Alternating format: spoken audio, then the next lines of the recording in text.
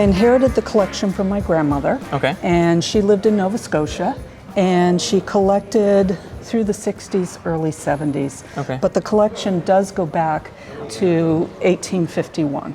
And so she collected primarily mint stamps from 64 to 74. Okay. And that was because she was planning to give me the collection. And Okay. that's the year I was born. And so she okay. started, ordering stamps from London because she was in Nova Scotia, and I don't know what access she had in Halifax to stamp Yeah, issues. dealers and everything like that. So we'll take a look. We'll get started kind of randomly. Okay. And first, right off the bat, it looks like what we've got here is just a lot of mint sheets. Yes. So, so a lot of these are considered, the later ones, 76, 80, they're considered just kind of postage for Canada still. So a lot of these can still be used as postage in Canada. Okay. Mailing within the country, out of the country, anything like that. So this is kind of divided into two sections. These are all souvenir sheets, and then the front is different countries that she kind of randomly put into a book. Okay. So it starts kind of early Canada. I'm sure this isn't the core collection. No, it isn't. And there was a lot of movement of stamps Yeah. from book to book. That's quite common as collectors Figure. evolve, you know. No one starts knowing absolutely everything, and with stamps it's so difficult to know everything. You've got to be highly specialized in something.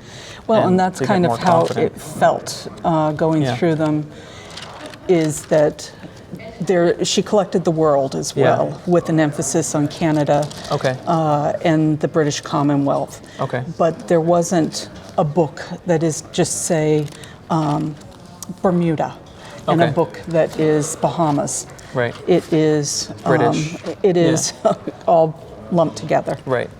Okay. Yeah, I mean, that's quite common for collectors to have an interest, a core collection, and then kind of collect around that area as well. We're seeing a lot of mint singles, pairs, some plate number singles, some just with the margin tabs on the side.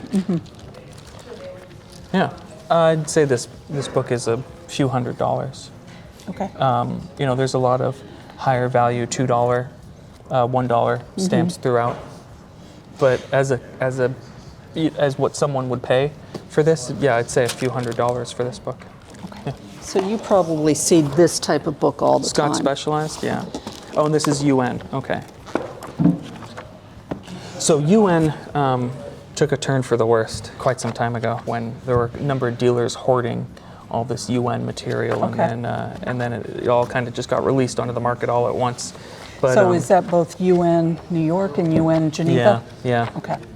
This sheet here, number 38, they used to be about $150, $200. Now we can get $30, $50 for them. Okay. We recently just sold a complete mint UN for about $450 from number one to current. Recent. Yeah. It's unfortunate because the albums are more expensive to buy new than the entire collection sold for. So UN, is not so popular anymore. But still, a book like this, so fresh with multiples, number 38. This would probably be about $125. Okay. Yeah. Okay. So this is probably the most valuable book in the collection. Okay. And where I think the value is the provincial Canadian province stamps. Okay. So these are well centered. If this is never hinged, these catalog about $150 each. So this catalog will be about $450. This little strip here, probably about $120 just for this little strip. So you're looking at maybe 25% of catalog. Yeah, for Canada, kind of almost across the board, unless it's exquisite. And those are the prices just here in the United States. In Canada, they get a bit better prices, but that's because they don't have to pay the customs tax or anything like that. That is impressive strip. Yes. In my index, I know that that is on the wrong page. It's a couple pages it's over. the next one over. Yeah, it's supposed to be here. But that's an impressive strip nonetheless. Yeah, there was a random shoebox full of a lot of this, and I just put it where, opposite of where it should go. Yeah, it's a nice collection. Never hinged Bluenose. So it's a another popular one item. over there. Okay, another never hinged Bluenose, one of Canada's most popular stamps. So we're getting kind of more into the common stuff, but you said the provinces is where the valuable stuff is. Now, some of these are her original mounts. Okay. Versus something newer that I've mounted. Does the mount interfere with the value? So I've Not heard the value bad of things about old mounts. So, yes and no. Some of the really constrictive mounts can, in the heat, shrink and damage the stamps, or it can make it incredibly difficult to get the stamps out of the mounts. Okay. And therefore, when you're trying to remove the stamp from the mount, you can then damage it yourself. Like this kind of mount can sometimes be difficult to get the stamp out of because you got to go in the side or at least put it back into. Okay. So it's always preferable to have those other kinds that just flip open as compared to this one. Now that's the one with the highest Scott value. So this one we need to get checked because there are reprints of these. Are there? Yeah, that can make this significantly less valuable. So we'd need a kind of a specialized, it's called a Unitrade album, that would just let us know if this is completely genuine or if it's a reprint or a reissue or a forgery or anything like that. Sometimes you can tell just by looking at it, but sometimes you do need, a magnifying glass to just go into the design and see how crisp it is and see any plate flaws or anything like that. Sometimes the forgeries randomly can look better than the genuine stamps. So, you always got to keep an eye out for stuff like that. So, definitely the most valuable one so far. Okay. Let's take a look at some of the others, but this is creeping up into the thousands of dollar range.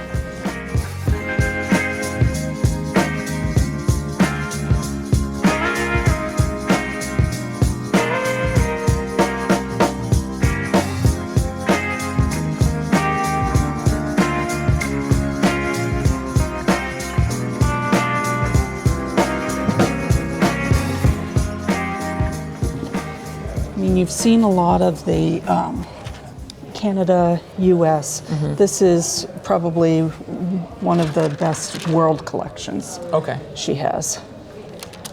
So this is, like you had explained, a mint collection of worldwide, mostly British. Does it make a difference when you have the complete issue set? Yeah, complete sets always go for a premium over just the singles. Okay. These sets here, because they're all together, people pay, X number for the set as compared to buying that one stamp individually. It's not going to go for that much. There's more people looking to fill entire spaces in their albums rather than one single spot. Okay. So how do you deal with a collection that is so randomly put into books? So a lot of these things, that's a good question. A lot of these things are going to have to be sold as multiple album collections. Okay. Because this thing here is probably only worth $30. This is worth about $70. So we'd have to pair them together to make 100. And because neither one of them is complete and neither one of them kind of has a focus, they're sold together as just general worldwide collections. Okay. And people will buy them that way because they may want to just have them, or they may want things out of the books for themselves, or they may want to work on them. But a lot of these things will have to be paired as collections. Same with these foil things, these two things here that we'd seen, the Silver Wedding and the Royal Wedding, 1972-73, these would go together. Okay. Because this is probably about $25, this is probably about $15, $20, so together they'd make almost $50. Those two would be sold as an item. And as a company, do you spend the time to go through something that's world just to say, I need to just take a look at each page, and is there a gem hiding So generally, with these kind of collections, where we can see that all the stamps are later, we have an understanding of where the value is in the later years for stamps. Okay. So we can thumb through this really quickly and understand that there's nothing in here that's going to require us to stop and pull out a catalog. Okay. Whereas some of these other albums here, the Canada, we're going to need to just grab a catalog real quick and look up a couple of these catalog values because we can recognize that the earlier stamps might need to be pulled out. Okay. So that first Canada album that you said is more valuable, that is the most valuable thing that we've seen here by far. And there will be items of individual significance that need to be pulled out of it. The Jubilees, that strip of 3 of the Maple Leaf and some other sets. So there's things in here that are going to need individual attention, especially the provinces in the back and everything like that. But there's other collections like the US that would just be sold intact, or some of these mint sheets here. We literally just count the face value and sell it as $400 Canadian postage. Oh, okay. And they'll pay $250, $280. Then they have to pay the tax and the income fees, and they just use it as postage. A lot of that material goes to Canada. Okay. I think this is, those are great questions. That's kind of just how we would tackle most of this. I can see a lot of those albums are just like these, so I know exactly what to expect out of them. Looking at the collection here, you're talking maybe anywhere between, I'd say about $3,500 to $6,000. Okay. Yeah, as a market estimate for what the value is. Okay. And we'd be happy to take that on consignment. What our cut is 25%, plus the eBay fees, and we put the work into figuring everything and breaking everything down and listing everything. You get a 1-for-1 transparent consignment portal, and then it's incredibly easy. You just sign a contract and then swap the stuff, and then a few months later you get a check. Okay. And when you value an album, are you on your portal? Is that the minimum? So that's a good question as well. We run everything unreserved. So as a company for the past 25 years we've been on eBay, we run everything at 99 cents, no reserve, and the market determines the price. Okay.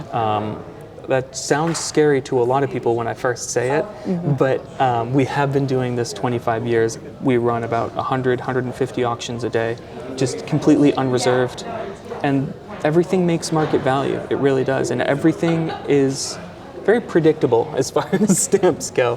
I can put my finger on something and say, yeah, this will make $50, and it may surprise us and make 65. It may disappoint us, make 40, but at the end of the day, it's going to make what its market value is. Right. It's impressive the way that collectors are so methodical, and they know exactly what something's worth, and they will pay exactly what it's worth. Well, they're collectors. They've been watching. Yeah, and we've got we've had the following,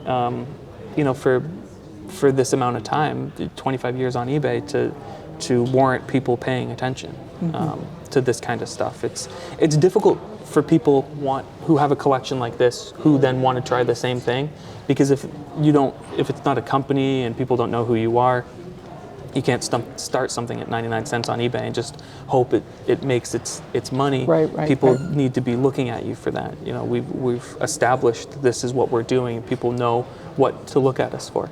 And so when you sell a lot that has multiple albums, how much detail do you provide to the seller or to the buyer? Everything. So this album of Vatican here will warrant about 40 photos. We'll take a photo of every single page. If there's 45 pages that have stamps on it, we'll take 45 photos of it. Okay. So everything's photographed. These Canadian stamps, the items that we're pulling out, we're taking 3-4 photos of each individual stamp to make sure that people get the feeling and like it's replicated, like they're at a stamp show. Like they're picking the stamp up and holding it up to the light. They're seeing the watermark. They're seeing the gum. We want the stamps handled and photographed in a way that people feel comfortable with, but also feels familiar to them, so they feel comfortable buying the material online. Okay. And what's your reach? I mean, are you getting people from Holland buying stamps? Yeah, we sell internationally, about 40% international. Okay. So Just the majority, because a lot of the collection is international. Great Britain sells to Great Britain, France sells to France. All of this Canada will sell to Canada. The only scenario where it doesn't is we have a Canadian collector in the U.S. who can be more aggressive because he doesn't have to pay the income tax. Okay. Or the custom fees or anything like that. So it's a lot of fun. And with, I think there's 26 books. Yeah. How long does it take to auction? This Canada album will probably take a day or two to go through. And then everything else will probably be done within a week or two. Okay. Photographed and listed, and we run 7-day auctions, so people have 7 days to bid on everything. The majority of the bidding, as always on eBay, happens in the last few seconds, but a lot of things that the exciting stuff gets traction early on. And so what happens if there's no bids? That doesn't happen. Okay. So we always get that question, what happens if something sells for 99 cents? I don't think we've had that happen on something that's stamp related that isn't incredibly weird. Sometimes we sell other collectibles that might fall through the cracks, but that doesn't happen for stamps kind of ever. It just, because stamps and coins are our strength and people know to look for them. So if something, the only scenario where that exists is a what if somebody buys something and doesn't pay for it, then we have to relist it. So, people will buy something and they've got 7 days to pay for the item. If for some reason they don't pay for the item, we have to then relist the item and have it sell again. Okay. And do you have any questions, or, probably from your experience, what the other books contain? Yeah, I can see just from the outside, the Statesman's Worldwide, those two books. Yeah, it's a self-explanatory collection. We see a lot of them, but it is very unique and personal. The way that she collected 64 to 74 and everything, that's got a personal touch to it. We don't see a lot like that. We really don't. So we see a lot of these Canadian books and stuff, but this is a very nice touch and honestly has a great sentimental strength to it and everything like that. Yes, she gave me the books in the early 80s. At that time, I don't remember her telling me anything about it, but I was trying to decide what to do, just to either not look at it and sell it or to go through it. And I was a little overwhelmed with everything and decided I was going to spend the time to go through it. And she left me little notes through the books. Oh, that's terrific. That I don't think I would have ever found had I not gone page through page. Oh, that's terrific. Yeah. Well, thank you so much for bringing them in, for showing them to us. Thank you for looking at it. And I'll grab that contract and I'll have you read over it and we'll get started. Okay. All right. Thank you. You're welcome.